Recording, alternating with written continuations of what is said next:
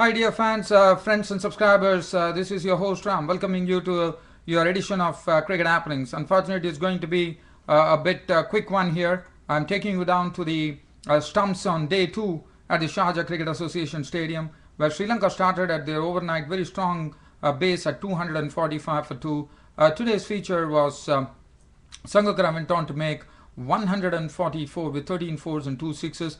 Jayawardene made a very good 39 with 2 fours, but probably a recipient of a decision which probably didn't go in favor of Jayawardene. Simon Toffel raised his finger as he was given LBW ball Junaid Khan for 39, and there were some good resistance. I mean, I would say some very good contributions coming from Chamra Silva. So not Chamra Silva, it was Kaushal Silva, the wicketkeeper, who made 39 with 2 fours, giving good support and lending good support to the other batsmen. Kulashekara contributed 15. Damika Prasad made 17 with 3 boundaries, and Rangana Herath was the one who really motored on, and he hit some good boundaries and one very good 6-2 of the bowling of Ajmal, and he remained not out on 34 of 35 balls with 4 fours and 1 6. And Sri Lanka probably might have expected more, because yesterday they were in a very sound position at 245 for 2, and probably Sangakkara and Jayawardene were at the crease, and they could have put up a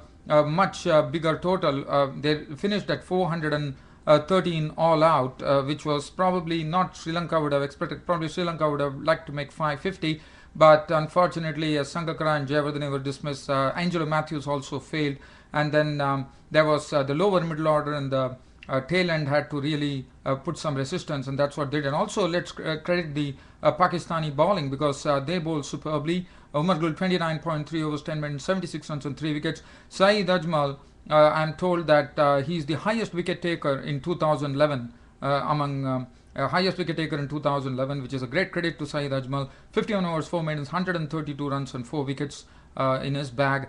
2 for 94 for Junaid Khan, and 1 for 103 for Abdul Rahman. Now, what was good about Pakistani bowling was they kept Sri Lanka quiet and also picked up the wickets. In the process, Sri Lanka's innings, which was really flowering yesterday, 245 for 2, and the 2 stalwarts of the crease, but they couldn't really push on and go on to a big score. And there is some turn available on this pitch when Ajmal and Rahman was bowling, and Ajmal took definitely advantage of that. So they were 413 all out, and then Pakistan took to bat, and Pakistan finished the close at 35 for 2.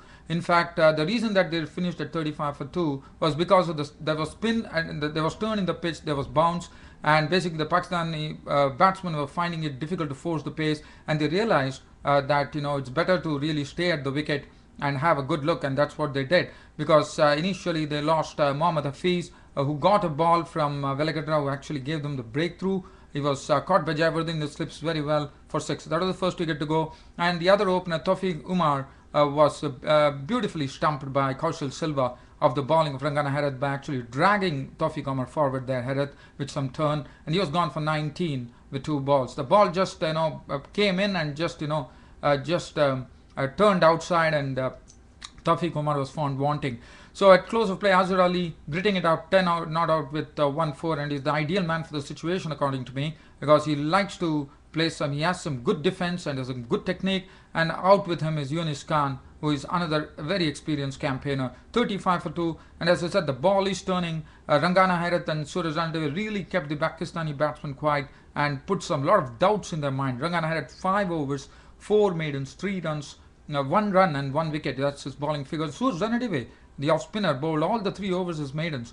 Kulashekara bowled 3 overs for 14. Damika Prasad 4 overs for 9, and 5 overs 1 for 11 for Chanaka Vellagadra, the left-arm pace bowler. So 35 for 2 Pakistan, and I think they have a big task on hand tomorrow, because the pitch is turning, there's some bounce, it's not going to be easy, and Sri Lanka, I think now the score of 413 probably looking a bit larger than they would have probably thought after completing the innings.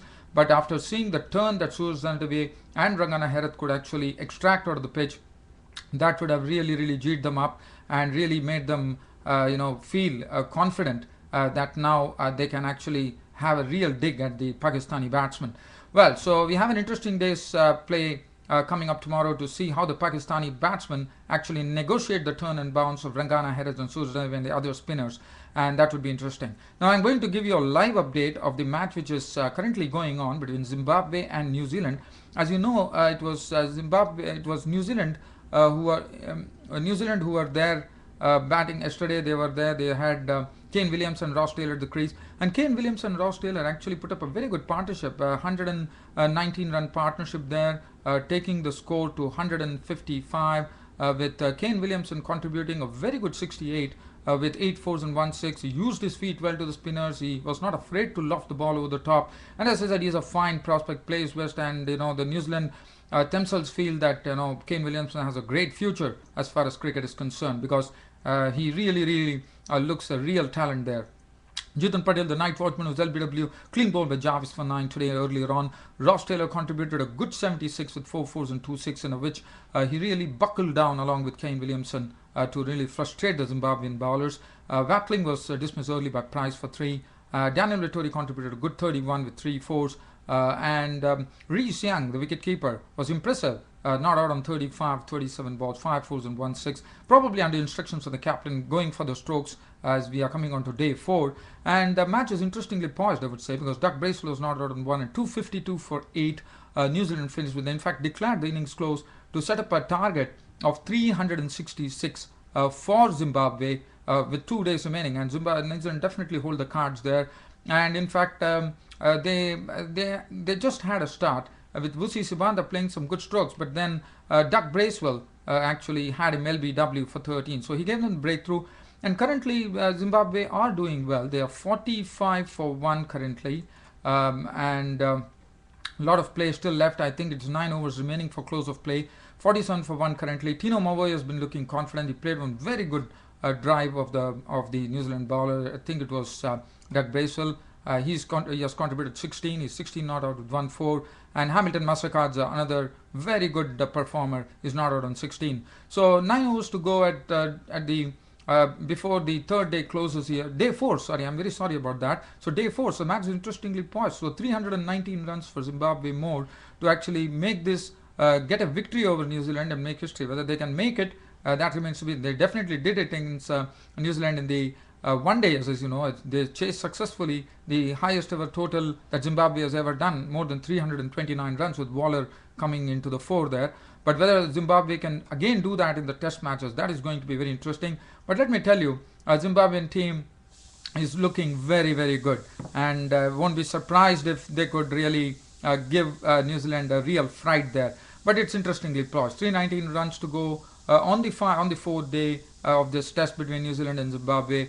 And Tino Mavoy, Hamilton Masakadza in control there, 47 for 1 currently. I will have to leave you, dear fans, friends and subscribers, for cricket happenings right now, as I don't have much time to spare. But this is the news that I'm leaving out with. So Zimbabwe needing 319 runs to win the match, 9 hours to go tomorrow, and 1 full day remaining. So whether Zimbabwe could really give New Zealand a real run like what they did in the one-day international, that remains to be seen.